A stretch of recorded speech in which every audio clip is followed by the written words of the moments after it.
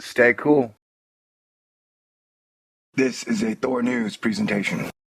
Thor News presents Ceres is one of the most fascinating mysteries and unknowns in our solar system. Warning, this Thor News video is meant for adults with a sense of humor. Due to the journalism and the writing, there will be a lot of sexual innuendo and some cussing. If you can't handle it, tap out now. Right now, the two asteroids are little more than a moon diameter apart, not far from the third magnitude star, Zeta Virginis. Happily, nearby Mars and Spica make excellent guides for finding Zeta. Once you're there, use binoculars and the more detailed map to track down Ceres Vesta. I hadn't had sex in 2 years. Does that mean I'm a virgin? Too much information, I know. I'm sorry. In early July, they'll look like a double-wide star in binoculars. Oh, how cute.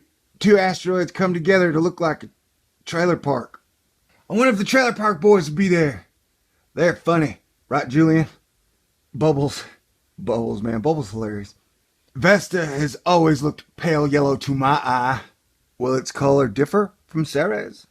Sitting side by side, it will be easier than ever to compare them. Vesta is a stony asteroid with a surface composed of a solidified and meteoroid-battered lavas. Ceres is darker and covered with a mix of water, ice, and carbonaceous materials. On the night of the closest approach, it may be difficult to spot dimmer Ceres in binoculars. By pure coincidence, because that's all we believe in science. The 8-day-old moon will be very close to planet Mars and brighten up the neighborhood. We'll report more on that event in a future article.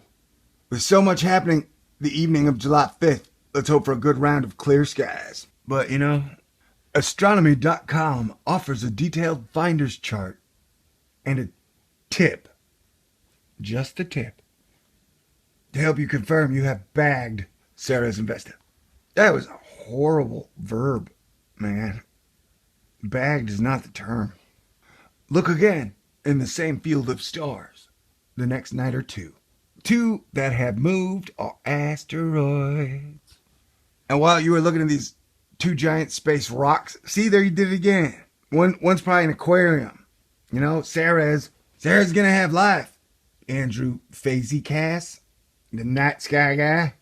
The fact that you guys keep referring to like Ceres is just a rock is disingenuous. Did Congress make you do that, man? Do you have to sign some form where you're like, I promise to refer to Ceres as a totally boring object? Now can I be a professional journalist? Now can I get tweets from Amy Mainzer? Now can motherfuckers take me seriously? I promise to downplay the interesting crap. But hey, if you end up clouded out or don't have binoculars to catch this unique sky show, then slew.com will be broadcasting the historic asteroid encounter live online from their observatory in the Canary Islands. Whoa, are they the canary in the coal mine? Off of West Africa. That is exciting crap, and there are no comments. All right, then we'll kick it on over to the Sky Telescope. Super close pairing of Ceres and asteroids by Ellen MacRobert. It's rare that two sizable asteroids pair together in the sky as closely as Ceres and Vesta. For the past few months, two of the biggest and brightest asteroids, Ceres 1, Vesta 4, have been gliding in parallel just 2 or 3 inches apart. Whoops, degrees. In East Virgo, the Virgin, this week, after their month-long dance, reaches its denouement as the king and queen of the asteroid belt appear to embrace closer than anyone has ever seen. Aw, that was sweet. So yes, Ceres is a chick, but bigger. And Vesta's the dude? Okay. And they're going to be in the sky tonight. All night long. All night. All night. All night long. How to spot Ceres and Vesta tonight. If you've always wanted to view an asteroid, this is a great opportunity. Right now, Ceres and Vesta pairing is moderately high in the southwest at nightfall. 30 degrees high if you're near the 40 degree north latitude. Oh, I feel like I'm about 70 degrees high towards the awesome latitude I'm high on life, shut up! You'll have to track them down shortly after Twilight ends. Dude, Twilight ended like a year or two ago. She had a baby, I think. I don't know, I didn't watch that stuff. I saw like the first one, Return of Diamonds. That's the stupidest thing I have ever seen. Back on subject target. Mars and the star Spica are your starting points, as shown on the wide field chart below. This planet-star pairing has been tightening as well. Oh my God, with all the innuendos. They'll be joined on the evening of July 5th, which is tonight, by a just past first quarter moon that skirts especially close to Mars. We've got dancing, we've got skirts, we've got tightening, and we've got an embrace. Look 10 degrees above the planet-star combo. The width of your fist on an outstretched arm.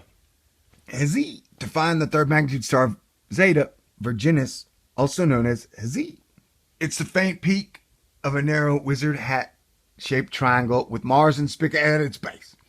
Are you talking about Ku Klux Klan wizards? They're the only wizards I've ever known that wear that stupid pointy hat thing you're talking about. And I don't think you want to give them any press because they're all dumbasses. You know what I'm saying? Like, can't we all agree that if you're in the Ku Klux Klan, you're probably not the brightest star in the sky? If you will carefully note asteroid positions, once again with the innuendo, you should be able to monitor their night-to-night motion, once again with the innuendo, with respect to surrounding stars. These two dwarf planets were brightest when in opposition back in April. So it's basically saying if you disagree and argue, you're smarter than conforming. Did you hear that, science? And since then, since conforming and getting closer together, they've lost some of their luster. But remember this, so while they look close together in the sky, they are really not. Ceres has a much darker surface. Vesta is 42% shades of medium gray, while Ceres is a more typical dark gray brown with an albedo of only 9%. Remember, albedo is the sex drive of a celestial body. So Ceres only thinks about sex 9% of the time.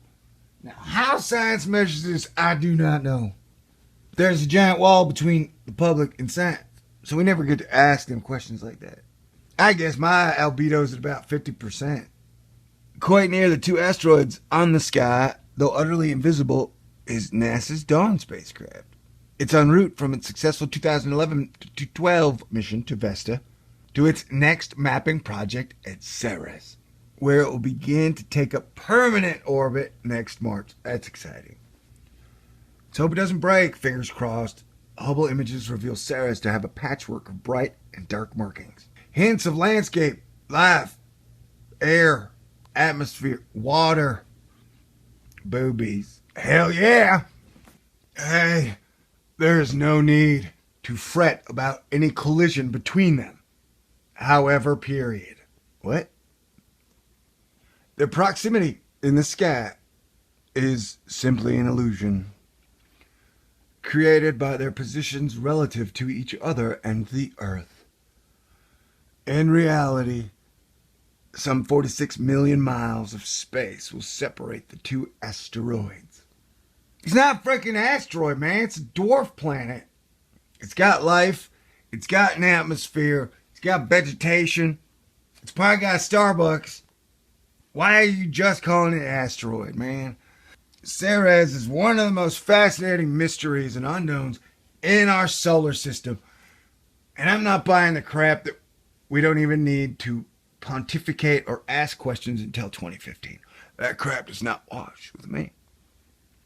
So the fact that you guys are just talking about Ceres is just an asteroid. Oh yeah, it's got some ice and rocky properties. Whatever, man. God, I'm so confused. Like, why does science make the things they can make interesting extra boring? Like, we have the comet C-2014 E2 Jacques on the frickin' stereo HI2 camera, and they skip like 2.5 days of photographs of it, and it's like, this is the most interesting it's going to get on the stereo cameras that we know. So why wouldn't you be giving us like a photo of every freaking 5 minutes? You know, it's like when they have the Super Bowl, they show you the whole thing. They don't just show you like 5 minutes of the Super Bowl. You know what I'm saying? Warning, the narrator and creator of this video is about to say foul language. Man, shit is so fucked up these days. I mean, he's about to use foul language. I'll say foul language too, dude. Foul language? See for yourself. After July 5th, the two ships passing in the night will start to drift apart. However, they will remain within 5 degrees of each other until July 11th. You should see for yourself. Start your asteroid hunt with the brightest beacons of Mars and Spica. Mars and Spica. They will help point the way to the much fainter field of stars right above them where your targets lie. Word of note to those people who mention that though the information I provide may be great and the visuals I provide may be the greatest, by me acting like Bill or Ted or Beavis and Butthead, it's hard for them to take it seriously. Well, let me tell you this, man. I'm sick and tired of people taking themselves way too seriously.